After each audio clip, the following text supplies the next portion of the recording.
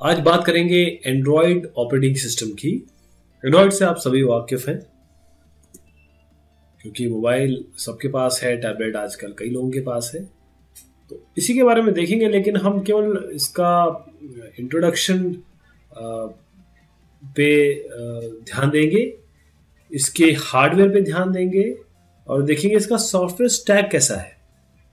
तो ये दोनों चीज़ें टच करेंगे।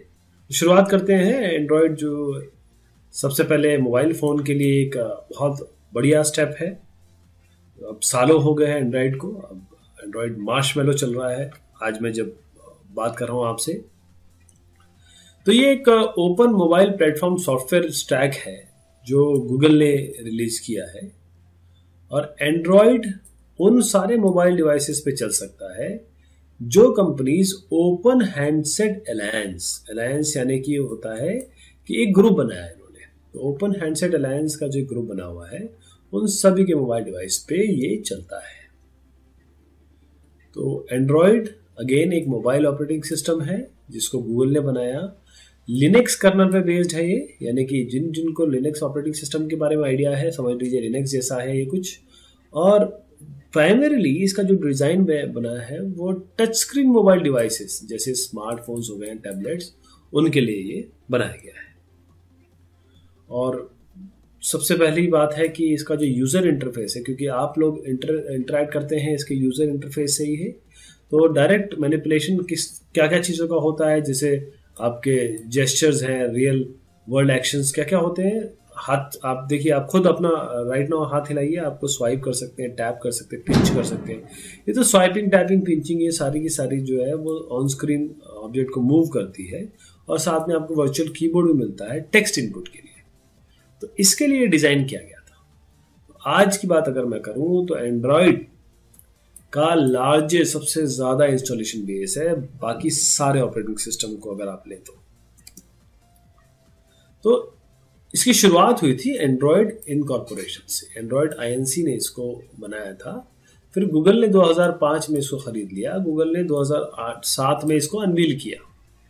फिर वही उसी समय ओपन हैंडसेट अलायंस जो है कंसोर्शियम बना हार्डवेयर, सॉफ्टवेयर और टेलीकम्युनिकेशन कंपनीज का, जिसका काम यही था कि ओपन स्टैंडर्ड्स बनाना मोबाइल डिवाइसेस के लिए। तो इस तरीके से ये एंड्रॉयड आगे बढ़ा।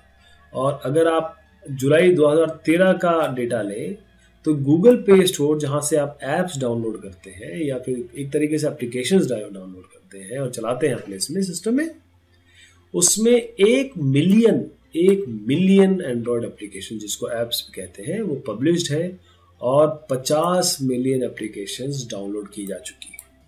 गूगल आईओ 2014 की अगर बात करें तो कंपनी ने रिवील किया, बताया कि इसमें 1 बिलियन एक्टिव मंथली मतलब एक महीना एंड्रॉयड यूजर्स, और कम से कम अब 538 मिलियन जून 2013 में पाए गए। अब इससे ज़्यादा क्या कहते हैं उसे, हाथ कंगन को आरसी क्या। तो इतने यूज़र हैं, तो एंड्रॉयड जानना बनता है। एंड्रॉयड के बारे में हर आदमी को, हर एक टेक्नोक्रेट को पता होना चाहिए। फिर अगेन यहीं से शुरुआत करते हैं कि एंड्रॉयड जो है वो इस तरीके से आया कि आपको पावर मिले, फ्रीडम मिले कि आप खुद अपना मोबाइल एप्लीकेशन बना सके और मोबाइल हैंडसेट के लिए बना सके और यूज़ कर सके जो बाकी लोगों ने बनाए हैं। इसीलिए ये है एप्लीकेशंस एंड्रॉयड की, कि एंड्रॉयड से आप डेवलपमेंट भी कर सकते हैं, एंड्रॉयड से जो चीज़ डेवलप्ड है वो आप यूज़ भी कर सकते हैं। तो इसीलिए सबसे इम्पॉर्टेंट चीज़ हो जाती है कि कैसे हम कर सकते हैं, क्योंकि ये ओपन सोर्स है। तो आपको अपॉर्चुनिटी मिल जाती है कि आप अपने आइडियाज़, अपने टेक्नोलॉजिकल एडवांसमेंट इसमें लगा सकें, एंड्रॉयड की जानकारी ले सकें और अपने ऐप्स बना सकें। अगर हम इसकी बात करें, अगर विकीपीडिया से जो जानकारी मुझे मिली है उसके हिसाब से बात करें तो इसका जो डेवलपमेंट है वो गूगल ने किया है, और ओपन हैंडसेट अलायंस इसको सब चला रहे हैं। इसको लिखा गया है सी कोर में, C++ में, जावा इससे यूज़र इंटरफेस बना हुआ है इसका। इसकी ऑपरेटिंग सिस्टम की फैमिली, जैसे मैंने आपको बताया, यूनिक्स लाइक या लिनक्स लाइक है। सोर्स मॉडल इसका अगेन ओपन सोर्स है, और कुछ डिवाइसेस में प्रोप्राइटरी कंपोनेंट्स आपको मिलेगा। पहला इनिशियल रिलीज इसका सितंबर 23, 2008 में 7 साल पहले किया गया था। आज जो रिलीज है वो 3 महीने पहले मार्शमैलो नाम से। अच्छा, इसके जो नाम होंगे ना वो सारे के सारे बड़े मीठे होंगे, जैसे मार्शमैलो है एंड्रॉयड के, और आगे जो और नाम मैं इसके लेके आऊँगा आप देखिएगा कि सब सारे के सारे आइसक्रीम स्वीट इस तरीके के नाम है। तो आज जो है वो मार्शमैलो है और किट कैट है, पता नहीं बहुत सुंदर सुंदर नाम है इसके। यहाँ से शुरुआत हुई तब से अगर आप देखेंगे तो। मार्केटिंग टारगेट इसका स्मार्टफोन है, टैबलेट, कंप्यूटर है, टीवी है, कार है, वेरेबल डिवाइसेस है। 70 लैंग्वेज में अवेलेबल है। गूगल प्ले से आप पैकेट मैनेजर आपका होता है वहाँ से ले सकते हैं।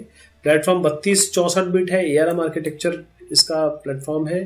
32 बिट 64 बिट पे काम करता है। MIPS और MIPS 64 पे काम करता है। कर्नल टाइप मोनोलिथिक है, मॉडिफाइड लिनक्स कर्नल जैसे मैंने आपको बताया। और डिफॉल्ट इसका यूजर इंटरफेस ग्राफिकल है, मल्टी टच है इसमें। लाइसेंस इसका, क्योंकि ये ओपन सोर्स है इसलिए अपाचे GNU लाइसेंस है इसका 2.0 का। ऑफिशियल वेबसाइट इसकी android.com।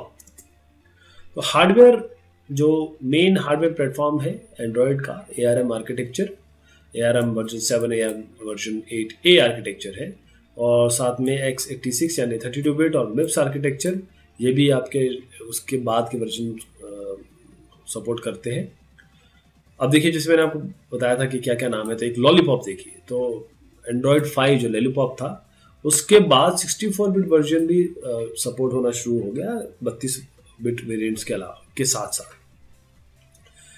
फिर 2012 से एंड्रॉयड डिवाइसेस वो इंटेल ऐसे एंड्रॉयड डिवाइसेस पे आ गए जिसमें इंटेल प्रोसेसर हो, जिसमें आप फोन्स की बात कर लें या टैबलेट्स की बात कर लें। और जो रिक्वायरमेंट है, मिनिमम रिक्वायरमेंट रैम की एंड्रॉयड 5.1 के बाद 512 की ज़रूरत होती है नॉर्मल डेंसिटी स्क्रीन के लिए। अगर हाई डेंसिटी स्क्रीन है तो कम से कम 1.8 GB होना चाहिए। और एंड्रॉयड 4.4 की बात करें तो 512 मिनिमम होनी चाहिए। अगर लो रैम है तो 340 MB की ज़रूरत है, लेकिन इसमें वो मेमोरी इंक्लूड नहीं है जैसे जो अदर हार्डवेयर कंपोनेंट्स के साथ होती है, जैसे बेस बैंड प्रोसेसर है। तो एंड्रॉयड 4.4 ये इसको 32 बिट ARM वर्जन 7 MIPS या फिर x86 आर्किटेक्चर प्रोसेसर चाहिए। और साथ में OpenGL यानी कि आपको 3D और वो वाले सपोर्ट भी है जो आपको एक बड़ी एनिमेशन देते हैं, जिसके लिए यहाँ पर OpenGL ES compatible graphical processing unit भी है।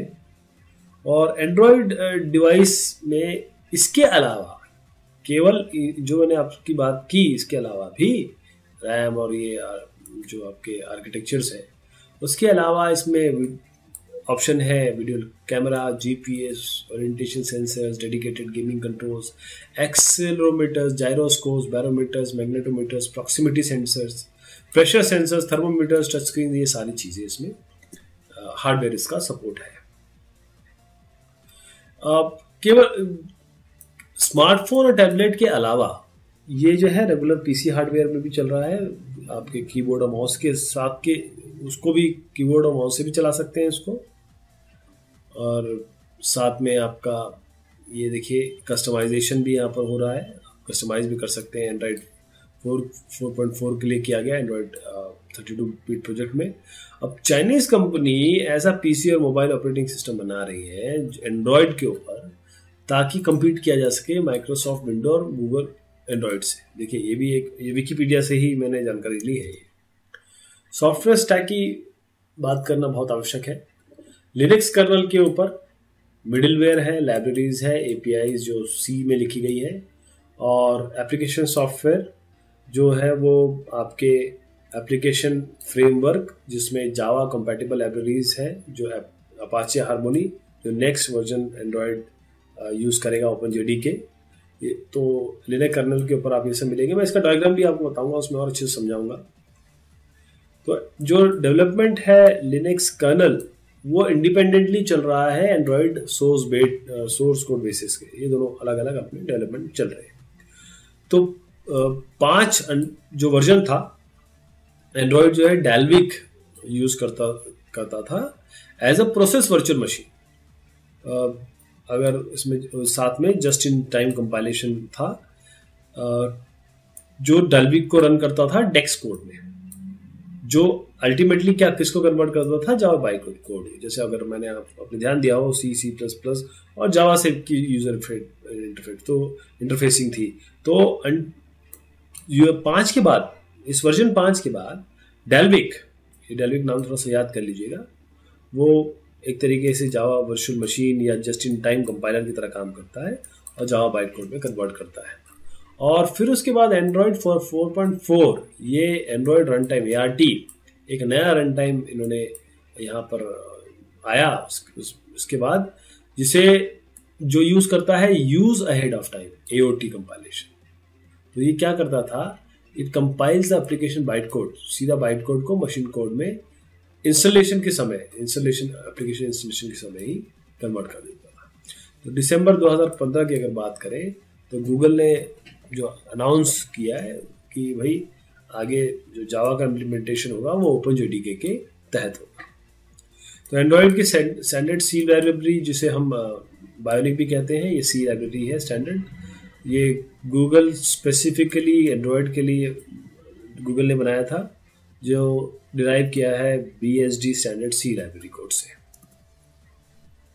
तो फायदे क्या है, बायोनिक जो GNU-C या फिर आपका जैसे glibc या C-libc के जगह बायोनिक को यूज़ करने का कारण ये है कि थोड़ा जो रन टाइम है उसका स्मॉलर फुटप्रिंट है, ऑप्टिमाइजेशन, लो फ्रिक्वेंसी CPUs में ऑप्टिमाइजेशन भी है।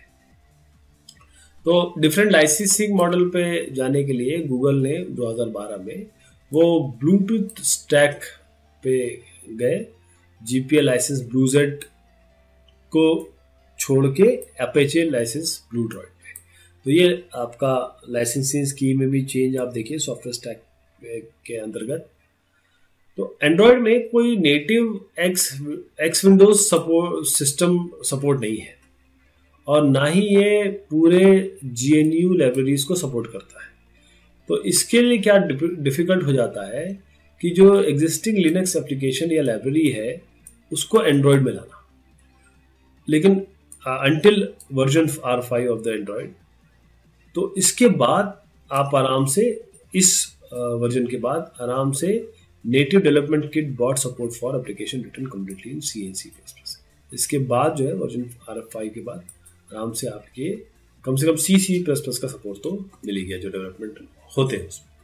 तो एप्लीकेशन अगर आप देखें, अगर एक ये सॉफ्टवेयर स्टैक का मैंने विकिपीडिया से लिया है। एप्लीकेशन जैसे आप होम, कॉन्टैक्ट, फोन, ये सब आपको दिखता है, उसके नीचे एप्लीकेशन फ्रेमवर्क होता है। इसमें activity manager, window manager, content providers, view system, notification managers, XMPP service, location, resource, telephony and package manager, ये सारे एप्लीकेशन के फ्रेमवर्क आते हैं। उसके नीचे होती हैं वेरियस लाइब्रेरीज जो काम करी, जिसके बारे में अभी ये सारे शब्द मैंने बोले हैं, अभी भी बहुत सारे इसमें। Surface manager, media framework, SQLite, WebKit, libc, SSL, FreeType, OpenGL, SGL, ये सारी लाइब्रेरीज में आते हैं। तो एप्लीकेशन ये हो गया, एप्लीकेशन फ्रेमवर्क ये हो गया, लाइब्रेरीज ये हो गई। एंड्रॉइड का रन टाइम देखिए, इसमें जो मैं आपको डेल्विक बता रहा था, ये डेल्विक वर्चुअल मशीन हो गई है, कोर लाइब्रेरीज हो गई, क्योंकि एंड्रॉइड रन टाइम चलाना भी तो है, जावा वर्चुअल मशीन की तरह, JVM की तरह तो कुछ होना चाहिए। फिर उसके नीचे आपके लिनक्स कर्नल है, यहाँ पर आपको सारे ड्राइवर मिलेंगे, डिस्प्ले से लेके camera, Bluetooth, flash memory, binder, USB, keypad, wifi, audio, power management, वो सब आपको लिनक्स कर्नल में मिलेंगे। तो ये इसका पूरा सॉफ्टवेयर स्टैक है। तो एडवांटेजेस क्या है, एक साथ मल्टीपल ऐप चल सकते हैं, आराम से आपको सब कुछ स्क्रीन पे मिल जाता है विजिबल, और कस्टमाइजेबल होम स्क्रीन है, जैसे कि आपको आदत है आपके लैपटॉप पे काम करने की, सारे विजेट जो है आपके फिंगर स्ट्रिप्स पे है, बहुत इजीली एक्सेसिबल है, और कोई ऐसा नहीं कि आप एप्लीकेशन चले फिर उसके फंक्शन चलेंगे, आप आराम से काम कर सकते हैं। इसका मार्केट बहुत अच्छा है, सपोर्ट बहुत अच्छा है, अगर एप्पल से कंपेयर करें तो ज़बरदस्त सपोर्ट है। और सबसे बड़ी बात है कि एंड्रॉयड हार्डवेयर इंडिपेंडेंट है, ये सबसे इंपॉर्टेंट बात है। थोड़े बहुत डिसएडवांटेजेस भी है कि थोड़ा इंटरनेट बहुत खींचता है, इंटरनेट कम से कम GPRS चाहिए, कोई भी चीज़ के लिए इंटरनेट की ज़रूरत पड़ती है। अच्छा, कई जगह ये भी देखा गया है कि एडवर्टाइजिंग बहुत होती है, और क्योंकि इतने सारे इसमें ऐप्स हैं, इतने सारे सपोर्ट है, वाईफाई से लेकर सिंक्रोनाइजेशन से लेकर क्या